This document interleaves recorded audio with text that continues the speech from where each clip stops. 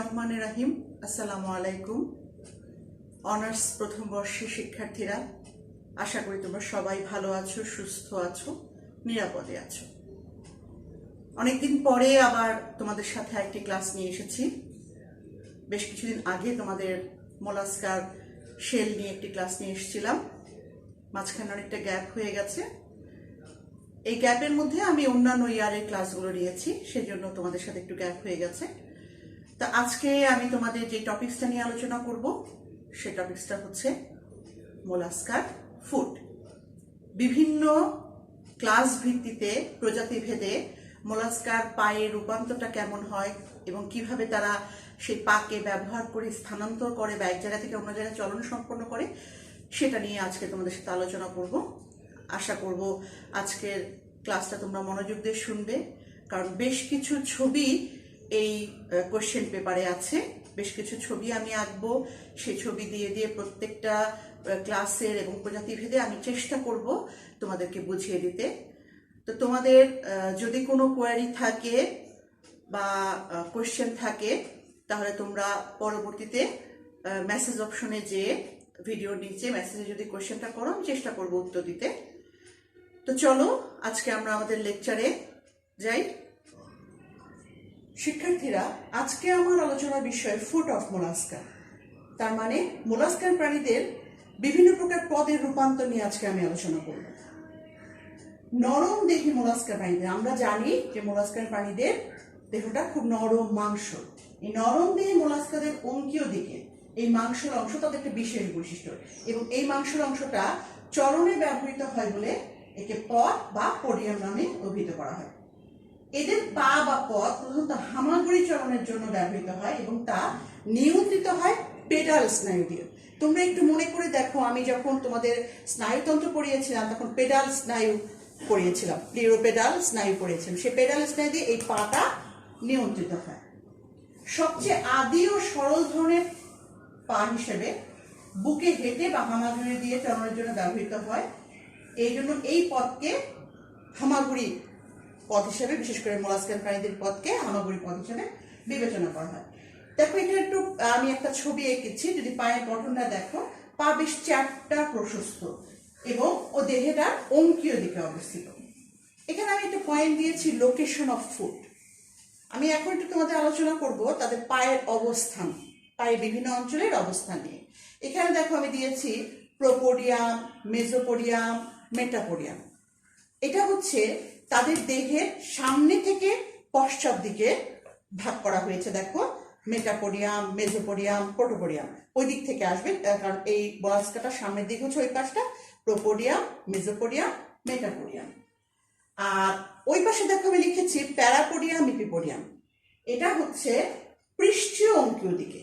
পৃষ্ঠীয় অঙ্কীয় দিকে ভাগ করা যায় প্যারাপোডিয়াম, ইপিপোডিয়াম হিসাবে ভাগ করা হয়। স্বভাব ও বাসস্থান ভেদে বা পরিবেশের কারণে বা বিভিন্ন শারীরবৃত্তীয় কার্যকলাপের কারণে মোলাস্কা পর্বের বিভিন্ন প্রাণীদের পায়ের আকার আকৃতি চেঞ্জ হতে পারে। হ্যাঁ, অভিযোজিত হয়, কারণ তাদের পরিবেশের উপরে, তাদের শহরের উপরে, তাদের কাজের উপর ভিত্তি করে আকার আকৃতি চেঞ্জ হয়। বুকে হেঁটে বা হামাগুড়ি দিয়ে চলনের পাশাপাশি এরা গর্ত খনন করে সাঁতার অঙ্গ হিসাবেও পায়ের ব্যবহার করে থাকে। এছাড়াও পরজীবী অভিযোজন রূপে মোলাস্কার প্রাণীদের পা চোষক, বাইসাস অঙ্গে ইত্যাদি রূপান্তরিত হয়। তাহলে দেখো এদের পায়ের ব্যবহারটা কত ধরনের এবং পায়ের লোকেশনগুলো সম্পর্কে আমরা জানলাম। এবার আসো মডিফিকেশন অফ ফুট। এই পায়ের বিভিন্ন ধরনের রূপান্তর ক্লাস ভেদে আমি রূপান্তরগুলো আলোচনা করব এবং উদাহরণ দিয়ে, ছবি দিয়ে তোমাদের বুঝিয়ে দেব। মোলাস্কার প্রাণীদের পায়ের মধ্যে বিভিন্ন ধরনের গঠনগত রূপান্তর দেখা যায়। যেমন প্রথমে আমি দিয়েছি ক্লাস মনোপ্লাকোফোরা। এটা আদিম মোলাস্কা।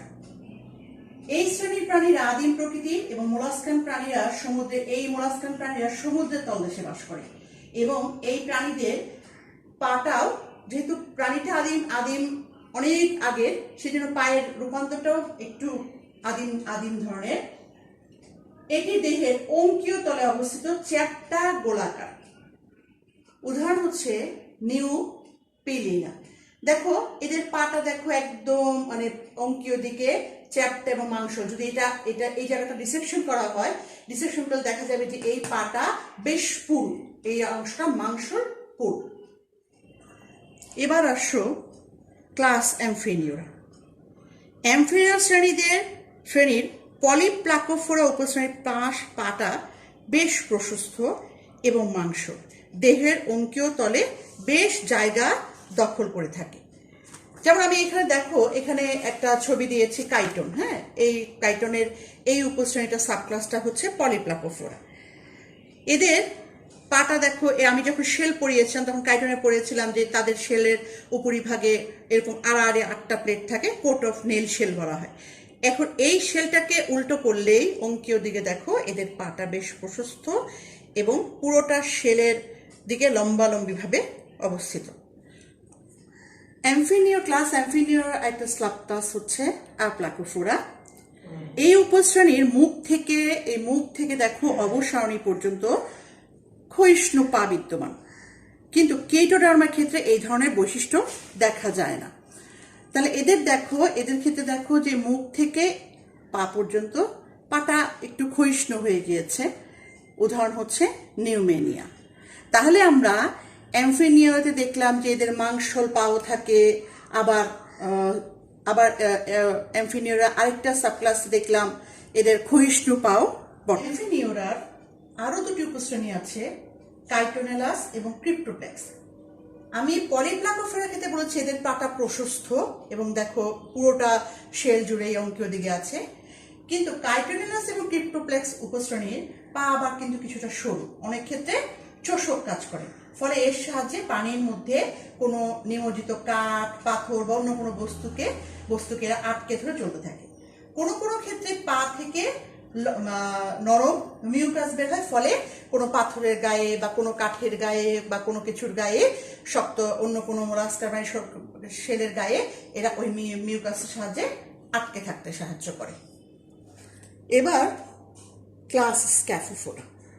দেখো আমি এখানে ছবি এঁকেছি। এই শ্রেণীর প্রাণীরা গর্তে বাস করে মোলাস্কা, এবং খোলকের অভ্যন্তরে উভয় প্রান্ত খোলা থাকে। দেখো এই পাশে খোলা, এই পাশে খোলা। আমি তোমাদের যখন শেল পড়িয়েছি তখন এই শেলগুলো ছবি এঁকে এঁকে বুঝিয়ে দিয়েছি। এবং হাতির দাঁতের ন্যায় নলাকার। এদের পা সরু, কোনো কোনো প্রজাতি ভেদে সরু হতে পারে, ত্রিকোণাকার হতে পারে, লম্বা নলাকার হতে পারে এবং কোণাকৃতিরও হতে পারে। ডেন্টালিয়ামের ক্ষেত্রে, এই যে আমি প্রাণীটা এঁকেছি, দেখো এক্সাম্পল দিয়েছি ডেন্টালিয়ামের ক্ষেত্রে পায়ের নিচের অংশটা ত্রিকোণাকার। দেখো ত্রিকোণাকার এবং প্রতি পাশে ডানার মতন পা যুক্ত। প্রতি পাশে দেখো ডানার মতন পা আছে। এগুলিকে বলা হয় ইপিপোডিয়াম। আমি কিছুক্ষণ আগে যখন লোকেশন অফ ফুড পড়িয়েছি সেখানে কিন্তু ইপিপোডিয়াম নিয়ে আলোচনা করেছি। আরেকটা প্রাণী আছে এই স্ক্যাপোফোরায়, অ্যান্টালিস প্রাণীর পায়ের ছিদ্রকারী লোক বালিতে গর্ত করতে সাহায্য করে। ওদের যেই অ্যান্টালিস প্রাণীদের যেই লোকটা থাকে ফুটে, সেটা হচ্ছে ছিদ্র করতে সহায়তা করে। এই ডেন্টালিয়ামও কিন্তু পাকে গর্ত করে এইভাবে করে গর্ত করে আগায়। আচ্ছা, স্ক্যাপোফোরা প্রাণীদের পা সাধারণত গর্ত করতে সাহায্য করে, এটা আমি একটু আগেই বলেছি, এবং এরা বেশিরভাগ সময় বালুকাময় পরিবেশে বসবাস করে। Class Gastropoda. এই শ্রেণীর প্রাণীদের ক্ষেত্রে পায়ের গঠন রূপান্তর সবচেয়ে বেশি ভিন্নতা দেখা যায়। দেখো আমি এখানে অনেকগুলো ভাগ দিয়েছি। এই ক্লাস গ্যাস্ট্রোপোডা পর্বের মোলাস্কার প্রাণীদের পায়ের রূপান্তর অনুযায়ী, গঠন অনুযায়ী এই কয়টা ভাগে ভাগ করা হয়েছে, যেমন typical gastropods, boring gastropods, leaping gastropods, swimming gastropods, sessile gastropods, parasitic gastropod. আমি বাংলায় আবার একটু বলে দিই। টিপিক্যাল হচ্ছে আদর্শ গ্যাস্ট্রোপোডা, বোরিং হচ্ছে গর্তবাসী গ্যাস্ট্রোপোডা, লাফানো গ্যাস্ট্রোপোডা, সাঁতারু গ্যাস্ট্রোপোডা, নিশ্চল গ্যাস্ট্রোপোডা, পরজীবী গ্যাস্ট্রোপোডা। এই 6টি ভাগে গ্যাস্ট্রোপোড মোলাস্কার প্রাণীদের পায়ের রূপান্তরের গঠন অনুযায়ী ভাগ করা হয়েছে। টিপিক্যাল গ্যাস্ট্রোপোডরা হচ্ছে আদর্শ গর্তবাসী মোলাস্কার প্রাণী, এবং এদের পা আদিম প্রকৃতির এবং সরল অবিভক্ত। দেখুন আমি একটা পায়লার ছবি এঁকেছি। পাটা মাংসল, পুরু এবং অবিভক্ত, এবং কোনো বস্তুর সাথে আঁকড়ে ধরা বা সরলভাবে চলনে সহায়তা করে। বিভিন্ন ধরনের জলজ এবং স্থলজ প্রাণীদের এই ধরনের পা বিদ্যমান থাকে। এই আদর্শ গ্যাস্ট্রোপোডদের পাকে আবার 3টা ভাগে ভাগ করা হয়: পায়ের অঞ্চল, রিজন অফ ফুট; পায়ের উপাঙ্গ, অ্যাপেন্ডেজ অফ ফুট; পদগ্রন্থি, pedal gland. Region of foot আমি লেকচারের শুরুতেই আলোচনা করেছি। সেখানে আমি একটা ছবি এঁকে বুঝিয়ে দিয়েছি যে প্রোপোডিয়াম, মেজোপোডিয়াম, মেটাপোডিয়াম, ইপিপোডিয়াম, প্যারাপোডিয়াম এই অঞ্চলগুলো ভাগ করে দিয়েছি। তো এখানে আমি একটু উদাহরণ দিয়ে বুঝিয়ে দিই। যেমন ট্রকাস জাতীয় গ্যাস্ট্রোপোড প্রাণীদের ক্ষেত্রে সামনের প্রান্তটা সংবেদী প্যাপিলা যুক্ত হয়। আবার টার্বো নীলাতে এটা কি হয়, লম্বা মাংসল পটটা লম্বা আকার ধারণ করে। এছাড়া আবার ভালভাটাতে কি হয়, এই মাংসল পটটা অনেক সময় কোষিকার আকার ধারণ করে। এখন আসো অ্যাপেন্ডিসেস অফ ফুট। গ্যাস্ট্রোপোড প্রাণীদের পায়ের সঙ্গে বিভিন্ন ধরনের উপাঙ্গ যুক্ত থাকে। ইপিপোডিয়া, প্যারাপোডিয়া এই ধরনের উপাঙ্গ থাকে। Pedal gland, পদগ্রন্থি। গ্যাস্ট্রোপোড প্রাণীদের পা অনেক বিক্ষিপ্ত এককোষী বা বহুকোষী মিউকাস নিঃসরণ গ্রন্থি। এই গ্রন্থি থেকে প্রচুর পরিমাণে মিউকাস নিঃসৃত হয়। এই মিউকাসের ফলে কি হয়, ওদের পায়ের তলাটা পিচ্ছিল হয়, এদের চলাচলে সহায়তা হয়। গ্যাস্ট্রোপোডদের পায়ের অনুদৈর্ঘ্য পেশির সংকোচন প্রসারণের মাধ্যমে মিউকাসের পিচ্ছিল পথে এরা এগিয়ে চলে, এবং পেশির এইরূপ সংকোচনে অগ্রমুখী বা পশ্চাৎমুখী একবার সামনে যায়, একবার পেছনে আসে। এইভাবে পুরা হামাগুড়ি দিয়ে দিয়ে এরা তাদের এক জায়গা থেকে আরেক জায়গায় স্থানান্তর অর্থাৎ চলন সম্পন্ন করে থাকে। বার্ডিং গ্যাস্ট্রোপোডস। টেরিব্রিডি, হারপিডি, অলিভিডি প্রভৃতি গোত্রের প্রাণীরা গর্তে বাস করে। এই কারণে এদের পায়ে নানা ধরনের রূপান্তর দেখা যায়। টেরিবিডি গোত্রের প্রাণীদের পায়ের অগ্রভাগ বেশ বর্ধিত থাকে, এতে রক্ত প্রবাহ ঘটে, ফলে দেখতে স্ক্যাফোফোডা বা বাইফেলাস শ্রেণীর প্রাণীদের মতো মনে হয়। হারপিডি গোত্রের কিছু সদস্যের ক্ষেত্রে পায়ের অগ্রভাগ আলাদা হয়ে গোড়ার অংশ থেকে ভিন্ন রূপ ধারণ করে, কিন্তু অলিভিডি গোত্রের পায়ের অনুভূত ভাঁজ দেখা যায়। তাহলে আমি এতক্ষণ যে গোত্রগুলো আলোচনা করলাম সেগুলো হচ্ছে সবই বার্ডিং গ্যাস্ট্রোপোডের উদাহরণ। দেখো আমি এখানে একটা ছবি দিয়েছি অলিভিয়ার, এবং এখানে একটা ছবি দিয়েছি হচ্ছে নেটিকা। নেটিকা প্রাণীতে পায়ের সামনের প্রোপোডিয়াম, এই দেখো সামনের প্রোপোডিয়ামটা বেশ শক্ত এবং লাঙলের ফলার মতন, কিন্তু এদের প্রোপোডিয়াম, অলিভিয়ার প্রোপোডিয়ামটা দেখো সামনের দিকে একটু ভোঁতা, মেটাপোডিয়ামটা চোখা। আর এদের মেটাপোডিয়ামটা কি হচ্ছে, প্রশস্ত ভোঁতা, আর প্রোপোডিয়ামটা হচ্ছে সামনের দিকে চোখা, এবং এরা এই লাঙ্গুলের ফলার সাহায্যে গর্ত করতে সহায়তা করে। লিপিং গ্যাস্ট্রোপোড। কোনো কোনো খোলকযুক্ত প্রোজোবাঙ্গদের ক্ষেত্রে পায়ের পেছনের মেটাপোডিয়াম অংশ এই ধরনের, হ্যাঁ, অপারকুলোজিনাস লোব গঠন করে। ঠিক আছে, মেটাপোডিয়াম অংশটা দেখো এই যে এটা একটা লোব গঠন করেছে, এবং পৃষ্ঠভাগে একটি শক্ত অংশ শিঙের মতো ক্যালকেরিয়াস শক্ত শিঙের মতো ক্যালকেরিয়াস অপারকুলাম বা ঢাকনা দ্বারা আবৃত থাকে। এই যে দেখো শক্ত শিঙের মতন ঢাকনা দ্বারা আবৃত থাকে। এবং স্ট্রমবেরি গোত্রের, এদের যে এই লিপিং গ্যাস্ট্রোপোডের স্ট্রমবেরি গোত্রের প্রাণীতে এটি বেশ ধারালো অস্ত্রের মতন, এবং এটা মাটিকে গর্ত করে ফলার মতন গর্ত করে নখের ছাপ দিয়ে দিয়ে ওরা এগিয়ে চলে। সুইমিং, 4 নম্বরে সুইমিং গ্যাস্ট্রোপোড। পানিতে সাঁতার কেটে চলাচল করে এই ধরনের গ্যাস্ট্রোপোড। এই গ্যাস্ট্রোপোডে, সুইমিং গ্যাস্ট্রোপোডের যেই মোলাস্কার প্রাণীগুলো দেখা যায়, এই গ্যাস্ট্রোপোডার প্রাণীদের ক্ষেত্রে দেখা যায় যে মেজো গ্যাস্ট্রোপোড এবং প্রোসোব্রাঙ্কের ক্ষেত্রে হেটারোপোডস নামক এক ধরনের ডানার মতন, হ্যাঁ, ডানার মতন সন্তনশীল অংশ থাকে, এবং এর সাথে প্রাণীটি কি করে প্রাণীর উপরে নিচে সাঁতার কাটতে পারে। এখানে দেখো একটা ছবি দিয়েছি অক্সিগাইরাস। এই অক্সিগাইরাসে দেখো প্রোপোডিয়াম, মেজোপোডিয়াম, মেটাপোডিয়াম। আগেরটা যেভাবে আমি প্রোপোডিয়াম, মেজোপোডিয়ামটা আমি দেখিয়েছি, কিন্তু এই সুইমিং এর ক্ষেত্রে দেখো এদের প্রোপোডিয়ামটা, মেজোপোডিয়ামটা, মেটাপোডিয়ামটা একটু ভিন্ন ধরনের এবং পাখনার মতন, দেখো অনেকটা পাখনার মতন। অফিস্তো ব্রাঙ্কিয়া বর্গ আছে যারা সুইমিং গ্যাস্ট্রোপোড। এই প্রাণীদের ক্ষেত্রে পায়ের সাঁতার রূপান্তর বেশি দেখা যায়। জলজ খরগোশ পায়ের পার্শ্বদেশে 2টি করে প্যারাপোডিয়াম নামক পার্শ্ব উপবৃদ্ধি থাকে যার সাহায্যে সাঁতার কাটে। এই অফিস্তোব্রাঙ্কিয়া বর্গের প্রাণীদের ক্ষেত্রে এই ধরনের দেখা যায়। অফিস্তোব্রাঙ্কিয়া বর্গের প্রাণী যেমন দেখো দুটো উদাহরণ দিয়েছি, একটা হচ্ছে অ্যাপ্লাইশিয়া আর একটা হচ্ছে লিমাসিনা।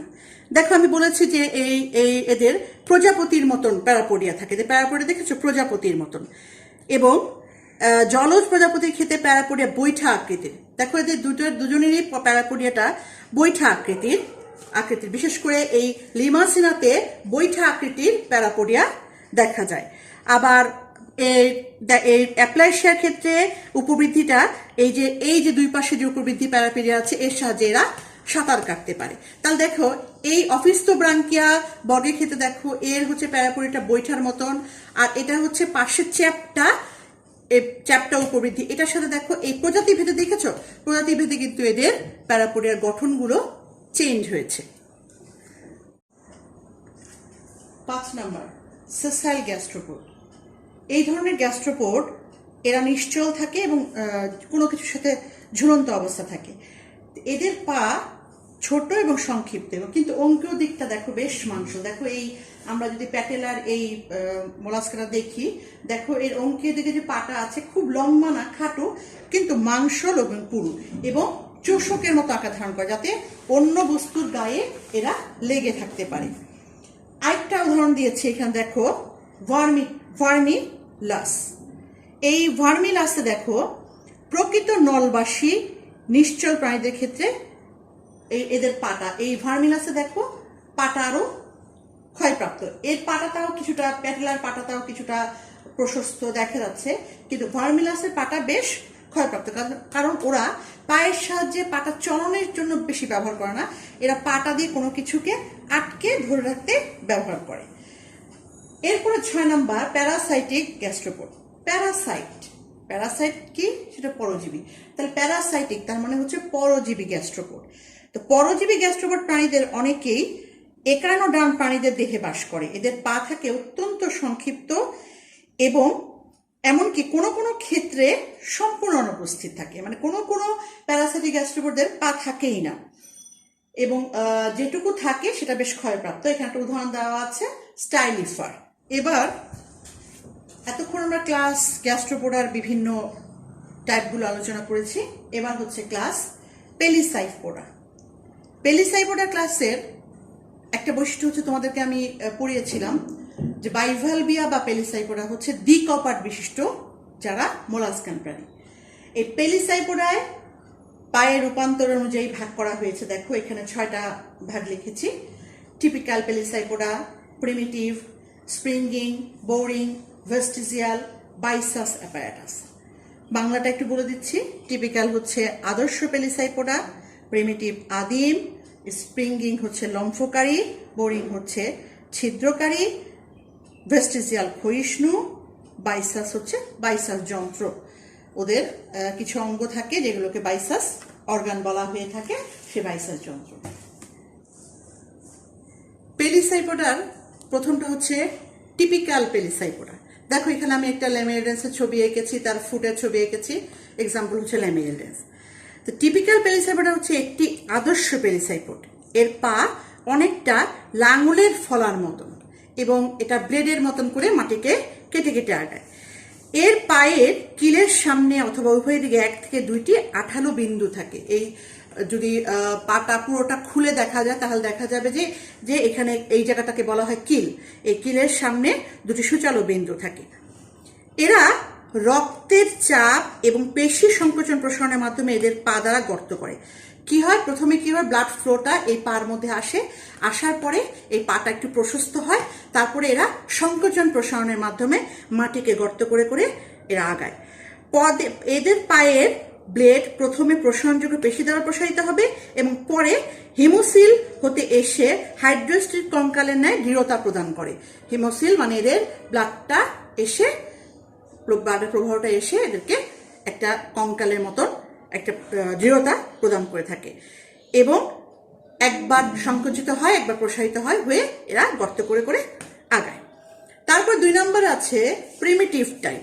এটা আদিম প্রকৃতির প্রোটোব্রাঙ্কিয়া প্রাণীদের পায়ের অঙ্কীয় তলে এদের বিদ্যমান, যেমন উদাহরণ দিয়েছি হচ্ছে নকুলা। এই প্রাণীদের পায়ের অঙ্কীয় তলে এই পাটা, এইটা হচ্ছে অঙ্কীয় তল, ওই পাশটা হচ্ছে তাদের ডর্সাল সাইড। অঙ্কীয় তলে নিচের দিকে এই ফুটটা অবস্থিত এবং ফুটটা বেশ প্রশস্ত থাকে এবং আসঞ্জন অঙ্গের মতন, এবং এটা আসঞ্জন অঙ্গের মতন আটকে থেকে থেকে চোষক যেরকম এভাবে করে একবার আটকে থাকে আবার ছেড়ে নিয়ে আবার যায়, সেরকম আসঞ্জন অঙ্গের মতন করে আটকে আটকে এরা স্থানান্তর সম্পন্ন করে। স্প্রিংিং পেলিসাইপোডস, এই সমস্ত পেলিসাইপোডগুলো বাইভাল প্রাণীরা কখনো গর্তে বাস করে না। এদের আবার কেউ কেউ পানির তলদেশ থেকে লাফিয়ে চলাফেরা করে এবং এদের পা বেশ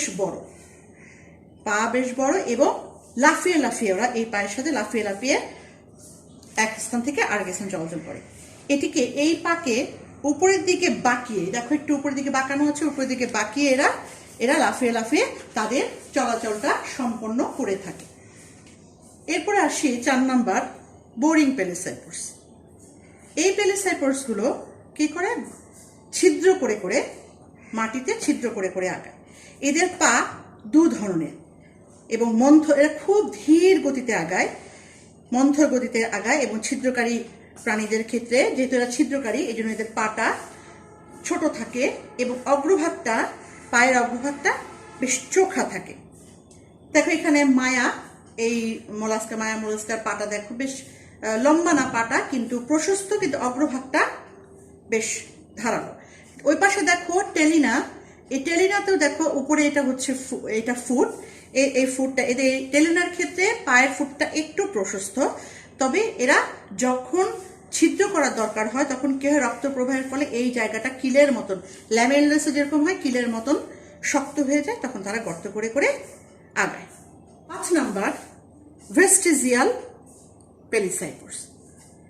ভেস্টিজিয়াল এরা হচ্ছে নিশ্চল প্রাণী এবং এদের পা বেশ সংক্ষিপ্ত, সে কারণে এইসব প্রাণী চলাচল করতে পারে না।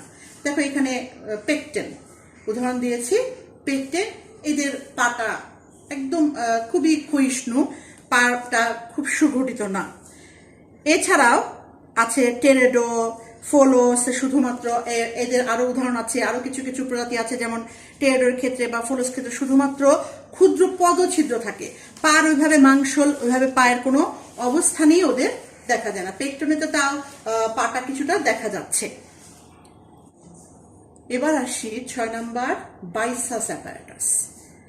বাইসাস অ্যাপারেটাস দেখো এখানে 2টো ছবি এঁকেছি, একটা হচ্ছে অস্ট্রিয়া আর একটা হচ্ছে মাইটিলাস।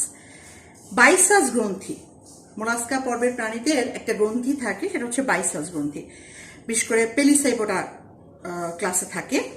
বাইসাস গ্রন্থি অনেক পেলিসাইপোডার পদ এবং পদপেশির সাথে অবস্থান করে। এই গ্রন্থি নিঃসৃত আঠালো পদার্থ জমে গিয়ে শক্ত সুতার গুচ্ছের ন্যায় আকার ধারণ করে এবং কোনো তলের সাহায্যে এই পাটা আবদ্ধ রাখতে সাহায্য করে।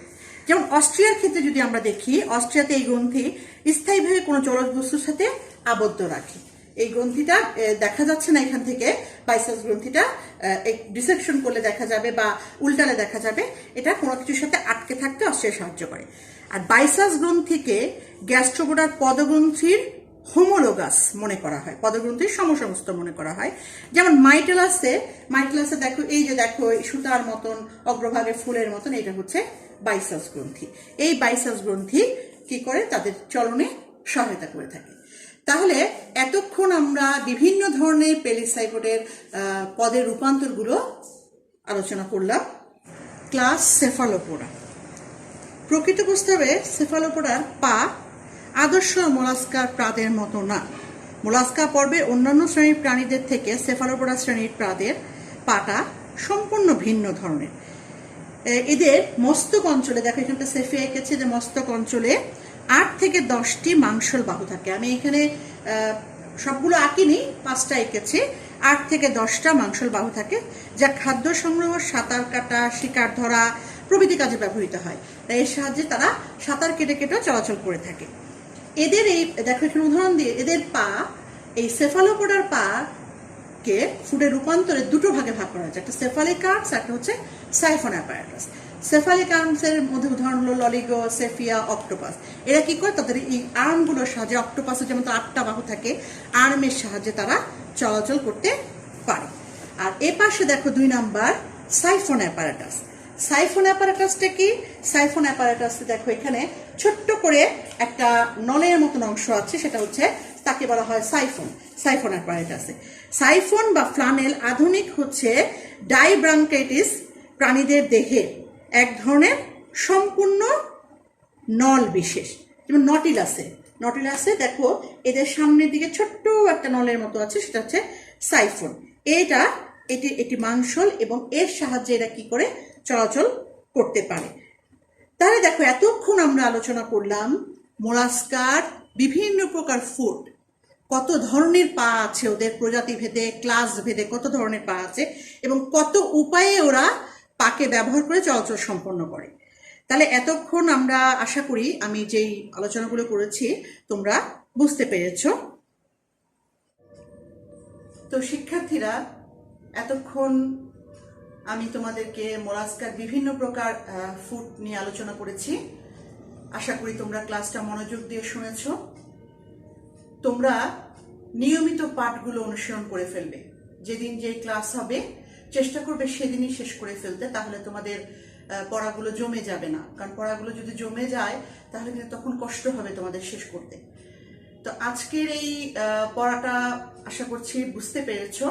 তারপরে যদি লেকচারের কোথাও তোমাদের আরো বোঝার থাকে তাহলে মেসেজে লিখবে, যেটা আমি শুরুতেও বলেছিলাম, আবারও বলছি, মেসেজে লিখলে আমি চেষ্টা করব তোমাদের সেই উত্তরগুলো দেওয়ার জন্য। তো আজকে এই পর্যন্তই। তোমরা নিরাপদ দূরত্বে থাকবে, সবসময় সাবান পানি দিয়ে হাত ধুবে, বাইরে বের হলে অবশ্যই মাস্ক ব্যবহার করবে, সামাজিক দূরত্ব মেনটেন করে চলবে। এগুলি তোমরা গত 6 মাস ধরে শুনে আসছো, তারপরও আবার একটু মনে করিয়ে দিলাম। তো ঠিক আছে, আজকে এই পর্যন্তই। আল্লাহ হাফেজ।